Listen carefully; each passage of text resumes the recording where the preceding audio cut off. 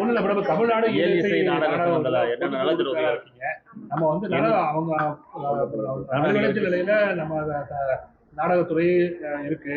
நம்ம நலவாரிய மூலியமா என்னென்ன வந்து நம்ம அவங்க மேம்படுத்துறதுக்கு என்னென்ன நடவடிக்கை நம்ம எடுக்கிறோம்?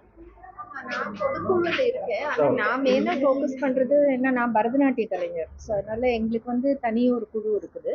ஆனா பொதுவாகவே இயலிசை நாடக மன்றத்துல வந்து இந்த நாட்டுப்புற கலைஞர்கள் நிறைய முக்கியத்துவம் கொடுக்குறோம்.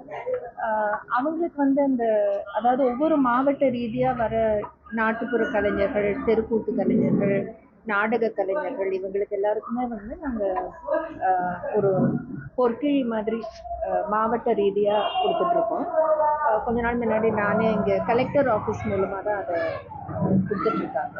ஸோ அவங்களுக்கு ஒரு உதவித்தொகை மாதிரி கொடுக்குறோம். அதே மாதிரி கலைமாமணி விருது பெற்ற அந்த முதுபெரும் கலைஞர்கள் இல்லை நலிவுற்ற கலைஞர்கள் இவங்களுக்கு எல்லாமும் கூட ஒரு நிதி உதவி மாதிரி கொடுத்துட்ருக்கோம்.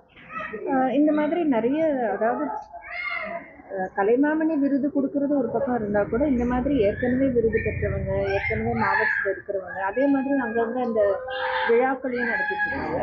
ஸோ நிறைய நல்ல பணிகளை செய்யணும். நீங்கள் பாரம்பரியமான அரசியல் குடும்பத்துல இருந்து அங்க வந்திருக்கீங்க.